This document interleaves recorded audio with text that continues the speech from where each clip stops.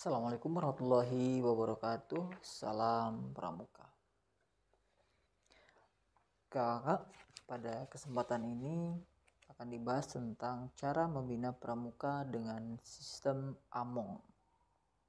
Mungkin dalam pelatihan-pelatihan, dalam kesempatan-kesempatan seringkali disampaikan oleh para pelatih kita bahwa pola pembinaan di pramuka itu menggunakan sistem AMONG. Lantas apa dan bagaimana sistem AMONG tersebut atau cara membina dengan sistem AMONG? Yang pertama, bagaimana hubungan pembina pramuka dengan peserta didik? Ini merupakan hubungan yang khas, yaitu setiap pembina pramuka wajib memperhatikan perkembangan mitra didiknya secara pribadi agar perhatian terhadap pembinanya dapat dilaksanakan sesuai dengan tujuan kepramukaan.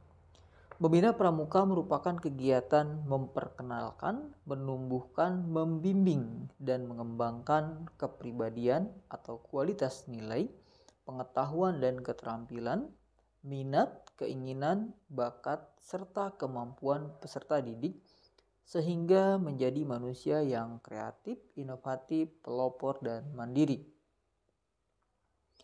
Selanjutnya, penyelenggaraan pendidikan dalam gerakan pramuka ditinjau dari hubungan antara pembina dengan peserta didik menggunakan sistem AMONG.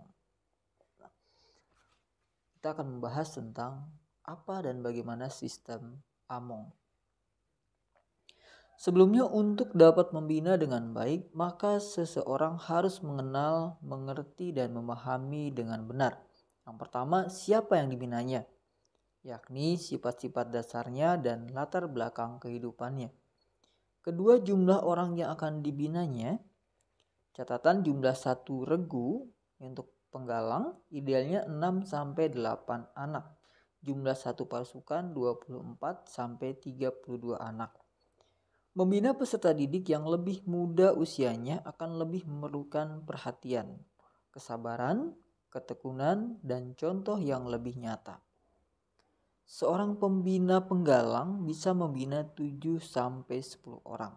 Tetapi apabila ia memang seorang pembina yang andal, maka ia bisa membina penggalang maksimal 20 orang. Sebagaimana yang dilakukan oleh Baden-Powell ketika pertama kali mengajak penggalangnya berkemah di Brownsea Island. Namun demikian apabila berpedoman pada rasio jumlah kelompok peserta didik dengan pembina pendamping dalam kegiatan atas dasar jumlah anggota pramuka dalam regu, maka seorang pembina pramuka dapat membina satu regu.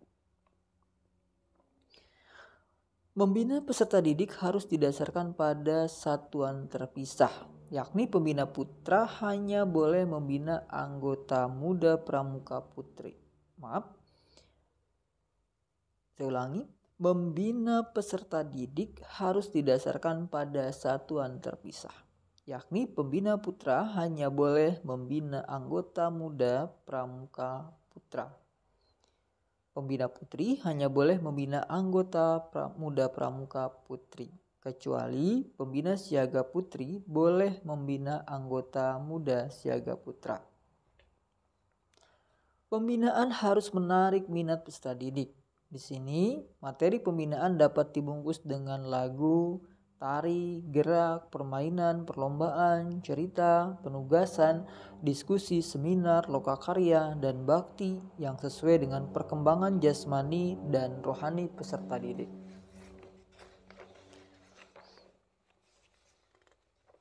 Pada bahasan ini kita akan membahas tentang bagaimana sistem AMONG di pramuka penggalang. Kita ketahui dulu sifat-sifat dasar pramuka penggalang. Yang pertama, sebagian sifat-sifat siaga masih ada terbawa atau variatif tergantung masing-masing peserta didik. Senang bergerak, senang bergembira, senang mengembara, usil, lincah, senang mencoba-coba. Kemudian mulai menyukai atau ingin dekat dengan lawan jenis, suka dengan sifat-sifat kepahlawanan. Suara sudah mulai pecah, parau bagi penggalang putra. Lalu bagaimana cara membina penggalang? Yang pertama dapat menggunakan sebagian cara-cara dalam membina siaga atau sifatnya situasional. Kegiatan yang menantang, pengembaraan, hiking, climbing, camping, rowing, rafting, orienting paling disukai penggalang. Namun demikian harus disiapkan dengan teliti faktor keamanannya dan tidak boleh terlalu sering dilakukan. Kegiatan yang mengacu kedisiplinan sangat penting diberikan, misalnya berjenis-jenis PBB dan upacara. Rewards dan punishment mutlak harus dilakukan dan ditegakkan. Kehidupan penggalang ada di regu, oleh karena itu kekompakan, kreativitas, dan disiplin bergu harus dipelihara. Selanjutnya, pembina penggalang tidak boleh seenaknya membuat acara latihan menurut keinginannya sendiri, tetapi harus tahu kebutuhan penggalang dan bertanya kepada mereka latihan apa yang diinginkan, atau ask the boy. Walaupun ketentuan ada di tangan pembina, karena pembina sangat tahu akan dibawa kemana arahnya. Selanjutnya, setiap kegiatan yang menarik tujuan akhirnya adalah pembentukan karakter. Oleh karena itu, pembina tidak boleh melupakan hal tersebut untuk senantiasa memberikan simpulan atau pembulatan materi latihan ke dalam nilai-nilai yang didasarkan atas penerapan satya dan dharmanya. Pembina lebih banyak ing madyo mangun karso, yaitu di tengah-tengah membangkitkan kehendak dan semangat belajar atau bekerja. Pramuka harus dibina sesuai dengan minatnya untuk mengabdi dan berkarya melalui proses learning by doing, learning to learn, learning to earn, earning to live, live to serve, learning by teaching.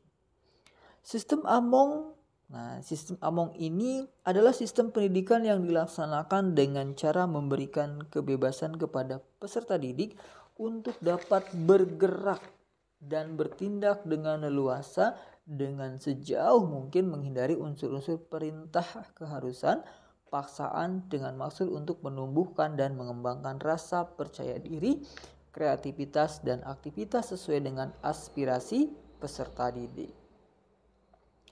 Dalam sistem Among mewajibkan pembina pramuka melaksanakan prinsip-prinsip kepemimpinan sebagai berikut. Yang pertama, ingarso sungtulodo, maksudnya di depan menjadi teladan. Ing madya mangin karso, maksudnya di tengah-tengah mereka atau pembina membangun kemauan.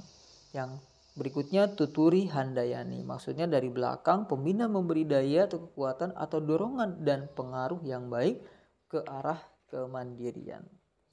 Nah, dalam pelaksanaan tugasnya, pembina pramuka wajib bersikap dan berlaku yang pertama cinta kasih, kejujuran, keadilan, kepantasan, keprasahajaan atau kesederhanaan, kesanggupan berkorban, dan kesetiakawanan sosial.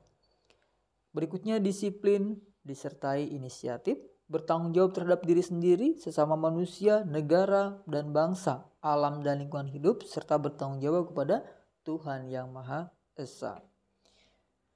Karena sistem Among dalam gerakan pramuka memberi kesempatan kepada peserta didik untuk mengembangkan pribadinya, bakatnya, kemampuannya, cita-citanya. Pembina pramuka sebagai pamong hanyalah menjaga, membenarkan, meluruskan, mendorong, memberi motivasi, tempat berkonsultasi dan bertanya.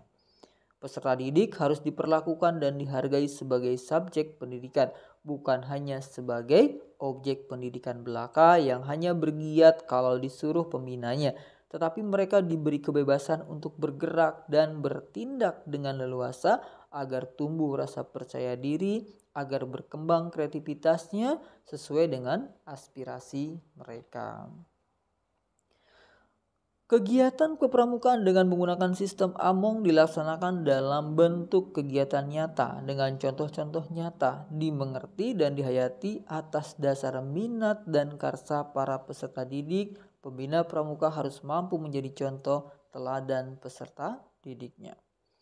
Sistem Among harus digunakan secara terpadu, tidak terpisah-pisah satu dengan lainnya, saling berkaitan. Oleh karena itu, bagi semua golongan peserta didik, siaga, galang, tegak, dega, diberikan keteladanan, daya kreasi, dorongan, dan keteladanan, daya kreasi, dan dorongan. Peserta didik dibina sesuai dengan minatnya untuk bekal mengabdi dan berkarya melalui proses yang pertama, learning by doing, yaitu belajar sambil melakukan atau mengerjakan. Learning by teaching, bekerja sambil mengajar.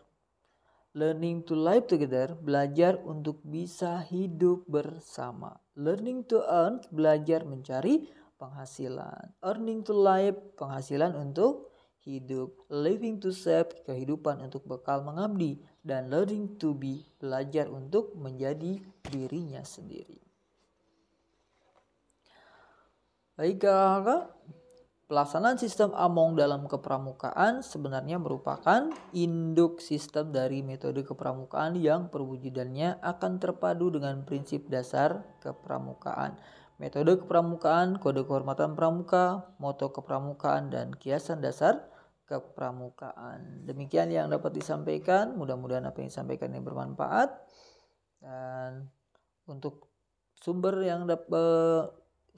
daripada materi ini berasal dari AD ART Gerakan Pramuka, kemudian Kak Joko Mursito tahun 1989, Didaktik Metodik STKIP Muhammadiyah Metro, kemudian Kuartir Nasional Gerakan Pramuka tahun 2007, lampiran keputusan Kuartir Nasional Gerakan Pramuka nomor 231 tahun 2007 tentang petunjuk penyelenggaraan gugus depan Gerakan Pramuka, dan Suratman Sistem Among dalam Gerakan Pramuka, Kuartir Nasional Gerakan Pramuka, Jakarta 1987.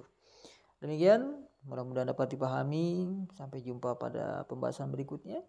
Salam Pramuka.